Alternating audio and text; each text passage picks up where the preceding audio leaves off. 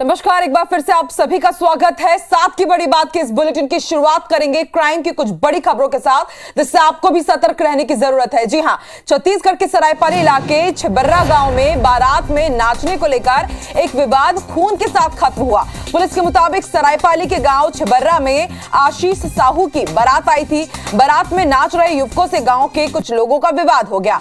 देखते ही देखते विवाद इतना बढ़ा कि 3 लोगों ने मिलकर बारात में आए राजकुमार सिदार नाम के युवक को जमकर पीटा। उस पर क्रिकेट बैट और लाठी डंडे से हमला किया गया, जिससे उसकी मौके पर ही मौत हो गई।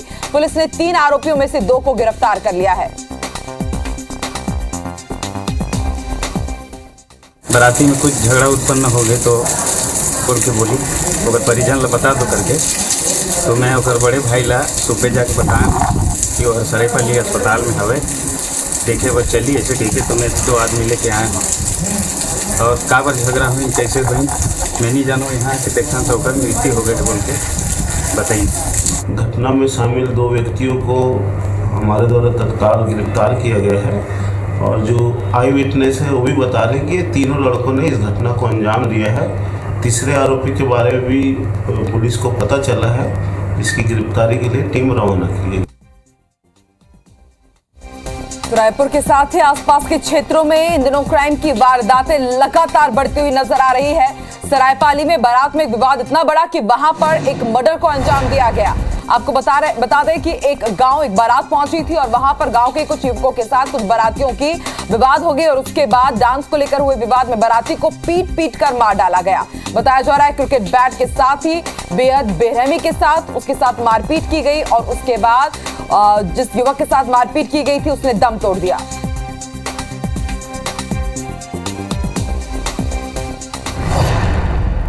और चलिए अब बात करते हैं खरगोन की। खरगोन से जुड़ी एक बड़ी अपडेट आपको बता दें, खरगोन कर्फ्यू में लगातार राहत दी जा रही है। आज सुबह 8 बजे से शाम 5 बजे तक कर्फ्यू में छूट रहेगी और छूट के दौरान जितनी भी दुकानें हैं वो खुलेंगी। महिला पुरुष को बिना वाहनों के कर्फ्यू में छूट मिलेगी। इसके साथ ही अपर कलेक्टर एस एस मुजालदा ने इसके आदेश जारी किए हैं। इस दौरान बैंक, पोस्ट ऑफिस, यात्री बस, कृषि उपज मंडी पर भी छूट है, लेकिन धार्मिक स्थल और पेट्रोल पंप अब भी बंद ही रहेंगे। तो इस वक्त की बड़ी खबर हम आपको बता रहे हैं। धीरे धीरे खरगोन में जो हालात है वो सामान्य हो रहे हैं, जिंदगी पटरी पर लौट रही है, लेकिन अब भी धार्मिक स्थल और पेट्रोल पंप बंद रहेंगे।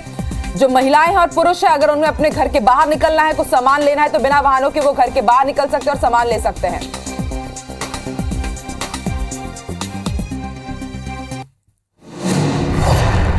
चलिए और जानकारी के लिए अभी ताजा हालात कैसे हैं खरगोन में जान लेते हैं हमारे सहयोगी शशिकांत से, जिस वक्त खरगोन से ये हमारे साथ लाइव जुड़ चुके हैं। शशिकांत, क्या कुछ ताजा जानकारी आपके पास? अभी 7 बज रहे, 8 बजे से एक बार फिर से कर्फ्यू में राहत दी जाएगी। ताजा हालात क्या कह रहे हैं खरगोन के? जी मैं बता दूं, आज खरगोन में लगातार कर्फ्यू का 20वां दिन है और आज जिला प्रशासन द्वारा लोगों को बड़ी राहत देते हुए लगातार 9 घंटे की ढील दी गई है। सुबह 8 से शाम 5 बजे तक इसमें बिना वाहनों के महिला और पुरुष निकल सकेंगे। वहीं सभी दुकानों को खोलने की अनुमति भी दी गई है। बैंक, पोस्ट ऑफिस के साथ साथ कृषि उपज मंडी और बसों के आवागमन को भी इसमें जारी रखा है। बता दें कि कल जिला प्रशासन द्वारा दिन में सुबह 8 से दोपहर 12 बजे तक और दोपहर 3 से 5 बजे तक केवल मात्र जो है 6 घंटे की ढील दी गई थी। इस दौरान लोगों में भय का वातावरण हो गया था और भारी भीड़ जमा हो गई थी दुकानों पर सामान लेने के। उनको लग रहा है कि अब जिला प्रशासन द्वारा सख्ती की जा रही है, क्योंकि आगामी आने वाले त्योहारों को देखते हुए पुलिस पूरी सख्त नजर आ रही है, क्योंकि आने वाले दिनों में ईद सहित परशुराम जयंती और अक्षय तृतीया पर बड़े आयोजन होते हैं। लेकिन अभी फिलहाल किसी भी आयोजन को अनुमति पुलिस और प्रशासन द्वारा नहीं दी गई, लेकिन पुलिस द्वारा फिर भी एहतियात बरता जा रहा है। आज लगातार 9 घंटे की ढील दी जा रही है, लोगों में थोड़ी राहत बनी हुई है। हालांकि खरगोन का जनजीवन देखे तो लगातार 20 दिनों से पटरी पर लौटता नजर आ रहा है। बिल्कुल, और उम्मीद भी यही है, आशा भी यही है कि जैसी अभी शांति बहाली वहां पर है, आगे भी कुछ उसी तरह जारी रहे। शुक्रिया अपनी जानकारी देने के लिए शशिकांत। तो चलिए अब बढ़ते आगे रुक करेंगे कुछ दूसरी खबरों की। रायपुर से लगे धरसीवा इलाके के अकोली मांडर में किसान के घर से इंदमारी कर 12 लाख के जेवर उड़ा दिए गए। पुलिस के मुताबिक सुरेश वर्मा के बेटे की 11 मई को शादी होने वाली थी और इसके लिए उन्होंने 12 लाख रुपए के जेवर और नकदी जमा कर रखे थे। रात में जब वो घर के दूसरे कमरे में सो रहे थे तभी पीछे की दीवार में छेद कर 4 चोर घुस आए और आरोपियों ने सारा सामान साफ कर दिया। पुलिस ने जांच शुरू कर दी है, लेकिन अभी तक चोरों का कोई सुराग नहीं मिला है। अप्रैल में ही छोटी बड़ी मिलाकर कुल 20 से ज्यादा चोरियां अब तक हो चुकी है, जिसमें लाखों रुपए के जेवर और नकदी पार हुए हैं। बड़ी चोरी और डकैती के मामले में पुलिस के हाथ खाली है। इसी तरह टेकारी में भी 2 महीने पहले नंद कुमार निषाद के घर 10 लाख रुपए की चोरी हुई थी, जिसमें आज तक पुलिस चोरों का पता नहीं लगा पाई है। चलिए, तो लगातार हम देख रहे हैं कि रायपुर में चोरी और सेंधमारी की जो तस्वीरें हैं आए दिन बढ़ती जा रही है, नए नए मामले सामने आ रहे हैं। और ज्यादा जानकारी के लिए रुक कर लेते हैं, रायपुर का बात करेंगे हमारे सहयोगी विनय से। विनय, लगातार हम देख रहे हैं कि एक के बाद एक रायपुर में और उसके आसपास के इलाकों में चोरी की वारदातें बढ़ रही है, लेकिन उससे भी बड़ा सवाल ये कि चोरी हुई काफी लंबा टाइम गुजर गया, लेकिन अब तक पुलिस के हाथ खाली है। इससे पहले की भी कई ऐसे मामले जो अब तक अनसुलझे हैं। देखिए, कोरोना काल के दौरान जो पुलिस थी उन्हें दूसरे कार्यों में लगाया गया था। वापस से जब कोरोना का जो काल समाप्त हुआ तो पुलिस को वापस से जो आर्म ड्यूटी है उसमें लगा। उस दौरान काफ़ी जो फाइल है वो भी कुछ पेंडिंग हो गई थी, लेकिन दूसरी तरफ देखेंगे कि चोरियां लगातार वो बढ़ती जा रही हैं। अप्रैल की बात करें, जैसा कि बता रहे थे कि 20 से ज़्यादा चोरियां हुई हैं, बड़ी छोटी मिला करके। अभी तक पुलिस उसको ट्रेस नहीं कर पाई है, आरोपियों का पतासाजी नहीं हो पाया है, उस पर आगे की कार्रवाई नहीं हो पाई है। हालांकि पुलिस का ये दावा है कि चोरियों की जो संभावना है, चोरियों की जो आशंका है वो धीरे धीरे कम होते हैं। नए ट्रेंड के बारे में पता चला और इसमें जो कुछ दिन पहले एक लड़की ने भी राहगीर से चेन को छीना था।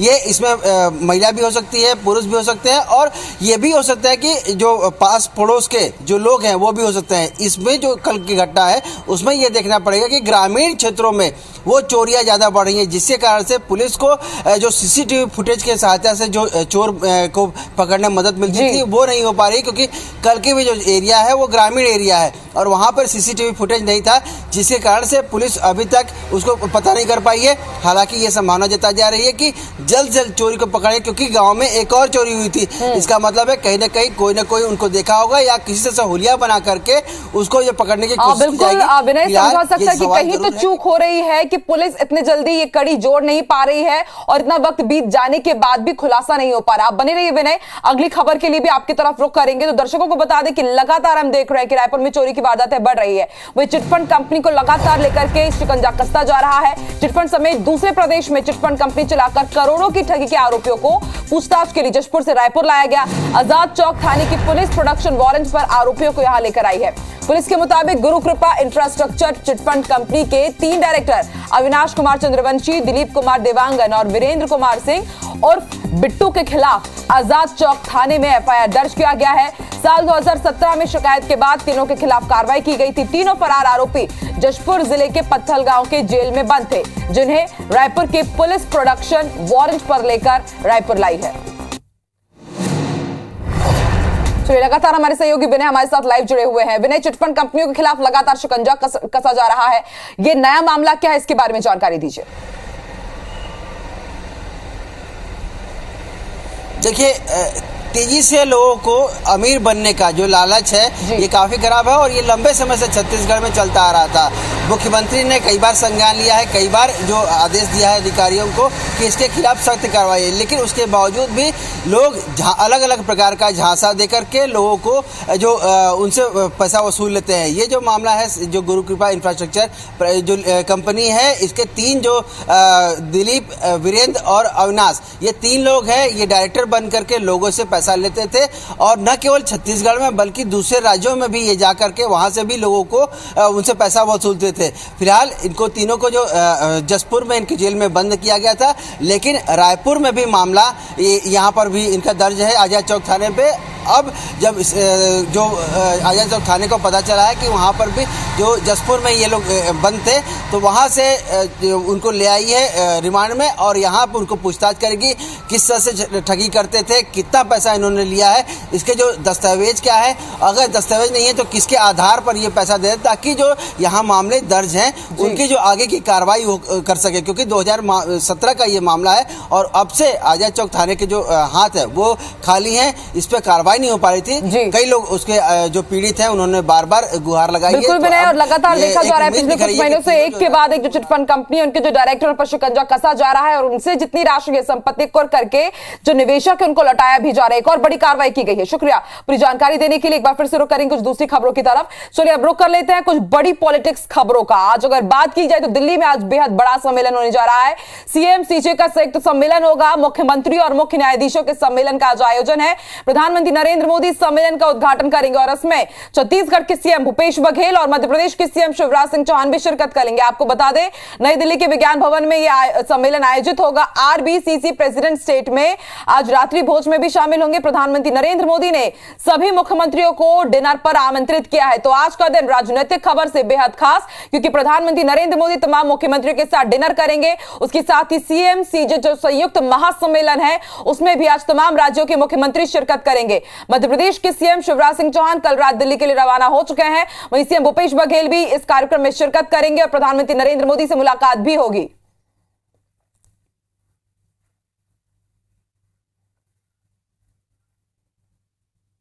चलिए तो पल पल की अपडेट आप तक पहुंचाते रहेंगे और ज्यादा जानकारी के लिए रुक कर लेते हैं। इस वक्त हमारे साथ दो सहयोगी हमारे साथ जुड़ गए हैं। भोपाल से हमारे साथ शिखिल जुड़ चुके हैं, तो वहीं रायपुर से हमारे साथ हमारे सहयोगी विनय जुड़ चुके हैं। सबसे पहले शिखिल, आपकी तरफ रुक करते हैं। प्रधानमंत्री नरेंद्र मोदी आज सीएम सीजे संयुक्त सम्मेलन का उद्घाटन करेंगे। सीएम शिवराज सिंह चौहान भी इसमें शिरकत करने जा रहे हैं। ना सिर्फ सम्मेलन होगा बल्कि कुछ ना कुछ राजनीतिक चर्चाएं भी जरूर होंगी। एजेंडा क्या रहेगा आज के सम्मेलन का? देखिए निश्चित तौर पर एक बड़ी आज एक सम्मेलन है, लेकिन अगर मध्य प्रदेश की राजनीति के लिहाज से देखा जाए तो सीएम शिवराज सिंह चौहान का 2 दिनों में ये दूसरा दौरा है जो दिल्ली में होने जा रहा है। इतना ही नहीं बल्कि देखा जाए तो सभी राज्यों के मुख्यमंत्री जरूर यहाँ पर आ रहे हैं और इसके अलावा हाईकोर्ट के जो न्यायाधीशों का जो सम्मेलन है उसमें भी शिरकत करेंगे। और सबसे बड़ी बात यह है कि अनौपचारिक बैठकें का जो दौर है वो भी यहाँ होगा। अनौपचारिक जो चर्चाएं हैं प्रदेश पदाधिकारियों के साथ साथ जो आला हाई कमान है वहां पर चर्चाओं का दौर जारी रहेगा, क्योंकि देखा गया है कि बीते 2 दिनों में जिस प्रकार से बैठकें दिल्ली दौरा हुआ और उसके बाद मध्य प्रदेश में बैठकों का दौर शुरू हुआ है। विधानसभा 2023 का चुनाव है और कहीं ना कहीं रणनीतियां तैयार की जा रही हैं। इसके अलावा प्रधानमंत्री संग्रहालय का भी अवलोकन करेंगे और इस अवलोकन में बताया जा रहा है कि जो राष्ट्रीय पदाधिकारी हैं बीजेपी के वो भी शामिल होंगे और इस दौरान सीएम शिवराज सिंह चौहान की बात जो है वो राष्ट्रीय पदाधिकारियों से हो सकेगी, जिसमें राष्ट्रीय संगठन महामंत्री की बातचीत की जाए या अन्य पदाधिकारियों की बातचीत की जाए। तो बड़ा अहम इसको माना जा रहा है। 2 दिवसीय जिस प्रकार से जो बैठकों के दौर हुए हैं, कहीं ना कहीं जो चर्चाएं जिस प्रकार से सियासी गलियारों में बताया जा रहा है कि जो बीजेपी शासित राज्यों के जो मुख्यमंत्री हैं वो भी मिलेंगे। हालांकि आज प्रधानमंत्री मोदी ने देश के सभी मुख्यमंत्रियों को न्योता दिया है, सभी मुख्यमंत्री शामिल होंगे, लेकिन जो भाजपा जो बीजेपी शासित जो राज्यों के मुख्यमंत्री हैं उनमें भी कहीं ना कहीं जो तमाम रणनीतियां हैं, विकास कार्यों से संबंधित काम है, उन्हें लेकर भी बातचीत होगी। तो काफी अहम इसको माना जा रहा है मध्य प्रदेश के लिहाज से। ठीक है, आप बने रहिए शिखिल हमारे साथ। विनय भी हमारे साथ जुड़े हुए हैं। विनय, सीएम भूपेश बघेल भी आज प्रधानमंत्री नरेंद्र मोदी ने जो डिनर आयोजित किया उसमें शिरकत करने जा रहे हैं। छत्तीसगढ़ के राजनीतिक हालातों की अगर बात की जाए तो उस लिहाज से कितना महत्वपूर्ण आज का ये डिनर और महासम्मेलन में क्या कुछ होगा? देखिए खास बात छत्तीसगढ़ के लिए ये है कि पिछले 2016 के बाद में ये पहला सम्मेलन होगा। हर साल ये सम्मेलन हर 2 साल पे आयोजित होता है, लेकिन इस बार जो 6 साल बाद ये सम्मेलन आयोजित है, उसके साथ साथ में जो मुख्यमंत्री भूपेश बघेल के छत्तीसगढ़ प्रतिनिधि के रूप में पहला ये सम्मेलन होगा। तो 2 तरह से ये छत्तीसगढ़ के लिए खास है। इसमें जो सारी बातें होगी, जो इंफ्रास्ट्रक्चर डेवलपमेंट के बारे में, जो कोर्टों में जो पेंडिंग मामले हैं उसके बारे में, ई कोर्ट डेवलप करने के बारे में, और जो भर्तियां हैं, जो नियुक्तियां हैं वो जो रद्द पड़ी हुई हैं उसको भरने के बारे में, इन सब तमाम मुद्दों पर चर्चा होगी। और इसके साथ साथ में जो यहाँ से कितने पद रिक्त हैं इन सब के बारे में वहाँ पर जानकारी देंगे। और इसके साथ जो ढांचा होना चाहिए, किस तरह से होना चाहिए, जो न्याय का ढांचा, इस सब कोर्ट का ढांचा, इस सब तमाम के बारे में जो सभी मुख्यमंत्री बैठ के और चीफ जस्टिस, कानून मंत्री, प्रधानमंत्री, ये सब बैठ के आम सहमति बनाने की कोशिश करेंगे। इसके साथ साथ में जो छत्तीसगढ़ की क्या व्यवस्था है कोर्ट के बारे में लेकर के यहाँ पर जो किस तरह से नियुक्तियां रद्द पड़ी हुई हैं, जो खाली पड़ी हैं पद, इन सब के बारे में वहाँ पर मुख्यमंत्री खुद जानकारी देंगे। छत्तीसगढ़ में किस तरह की न्याय की जो पूर्व व्यवस्था है, जो आदिवासियों की क्या व्यवस्था है, इन सब सामाजिक जो ढांचे हैं, इसके बारे में भी वहाँ मुख्यमंत्री बोल सकते हैं। इसके साथ साथ में जो रात्रिकालीन भोज है, इस पर मुख्यमंत्री जो छत्तीसगढ़ के हालात हैं, जो उनकी डिमांड है, ये राजनीतिक जो इसके बारे में चर्चा करेंगे। कोरोना के बारे में चर्चा हो सकती है, क्योंकि कोरोना आजकल का जो सबसे महत्वपूर्ण विषय होता जा रहा है। तो बिल्कुल आपकी नजर बना के रखिएगा, देखते हैं सम्मेलन में क्या कुछ होता है। और उसके बाद डिनर, आज जो डिनर पॉलिटिक्स होगी उस पर आज पूरे ही देश की नजर टिकी हुई है। आप दोनों का ही शुक्रिया पूरी जानकारी देने के लिए। चलिए तो इस खबर के बाद अब रुक कर लेते दूसरी खबरों की। आज सीएम भूपेश बघेल और उनके साथ सीएम शिवराज सिंह चौहान आज मुलाकात करने वाले, लेकिन कल ही पूर्व सीएम रमन सिंह और प्रधानमंत्री नरेंद्र मोदी ने मुलाकात की है। रमन सिंह ने आज दिल्ली में प्रधानमंत्री नरेंद्र मोदी से कल मुलाकात की, तो वहीं मुलाकात के दौरान रमन सिंह ने 4 राज्यों में बीजेपी की जीत की बधाई दी प्रधानमंत्री नरेंद्र मोदी को। साथ ही छत्तीसगढ़ में बीजेपी संगठन की ओर से किए जा रहे कार्यों से अवगत कराया। इस मुलाकात पर सीएम भूपेश बघेल ने कहा कि रमन सिंह पहले अमित शाह से मिल चुके हैं, अब प्रधानमंत्री से मुलाकात बीजेपी के भीतर खाने में कुछ तो पक रहा है।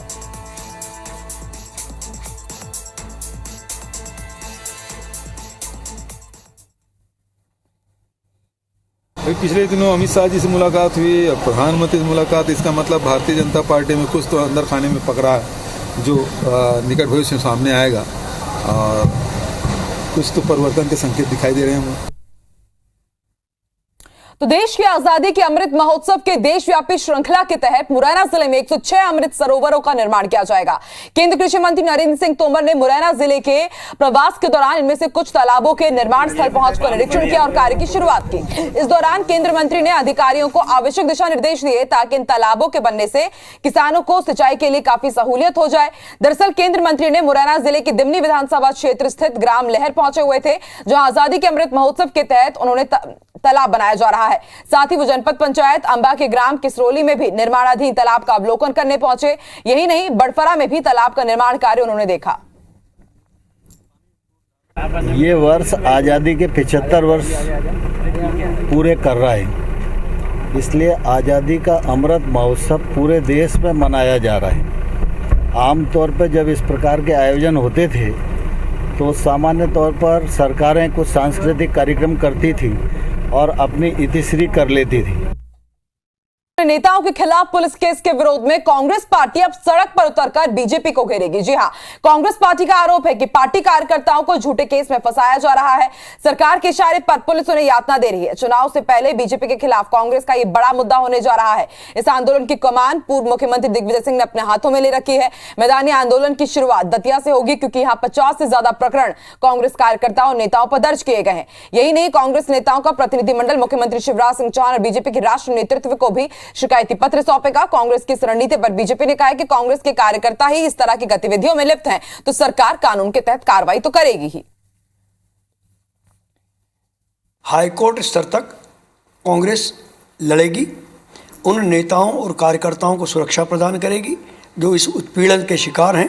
प्रशासनिक अत्याचार को लेकर जो रैली हो रही है वो दतिया में होगी, जिसमें ग्वालियर, चंबल संभाग और सागर संभाग के कार्यकर्ता हिस्सा लेंगे और माननीय कमलनाथ जी और दिग्विजय सिंह जी सहित प्रदेश के सभी नेता उसमें शिरकत करेंगे। अब माफियाओं के खिलाफ, गुंडे बदमाशों के खिलाफ, काला बाजारियों के खिलाफ कार्रवाई हो रही है और वो कांग्रेसी हैं, तो इसमें हम क्या कर सकते हैं?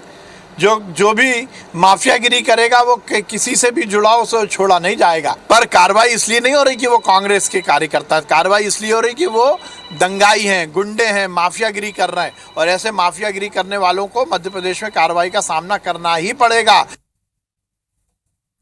जबलपुर नगर निगम ग्वारीघाट में 100 KLD क्षमता का ट्रीटमेंट प्लांट लगने जा रहा है, ताकि मां नर्मदा को प्रदूषण से बचाया जा सके। अपने कवायद के तहत ग्वारीघाट के सिद्ध घाट में नर्मदा नदी में मिल रहे गंदे नाले को रोकने के लिए जबलपुर नगर निगम सिद्ध घाट पर 100 KLD क्षमता वाला मल जल शोधन यंत्र लगाने जा रहा है, जिसके लिए निगम ने टेंडर जारी कर दिया है। दरअसल जबलपुर के ग्वारीघाट में रोज हजारों लोग मां नर्मदा के दर्शन और उसमें स्नान ध्यान करने आते हैं। यहीं पर मां नर्मदा का आंचल सबसे ज्यादा गंदा हो रहा है। प्रदेश में जहां नर्मदा जल में 164 MLD प्रदूषण मिलता है, तो इसमें से 136 MLD प्रदूषित जल अकेले जबलपुर में ही मिलता है। यही वजह है कि निगम प्रशासन ने नर्मदा में जलने वाले नालों को रोकने के लिए सिद्ध घाट पर 100 KLD क्षमता वाला मल जल शोधन संयंत्र लगाने का फैसला किया है। 100 KLD का प्लांट लगाया जा रहा है, जो छोटा सा प्लांट है। इसके लिए टेंडर कर दिए हैं, टेंडर भी आ गए हैं, तो शीघ्र ही इसको लगा देने से जो भी गंदा पानी नर्मदा जी में मिल रहा है वो बंद हो जाएगा मिलना। तो अब मां नर्मदा का कायाकल्प होने जा रहा है। हम अक्सर देखते हैं जबलपुर में आए दिन नर्मदा के प्रदूषण होने की खबरें मिल रही हैं, लेकिन अब नर्मदा स्वच्छ होने जा रही है क्योंकि वहां पर 100 KLD का ट्रीटमेंट प्लांट लगने जा रहा है।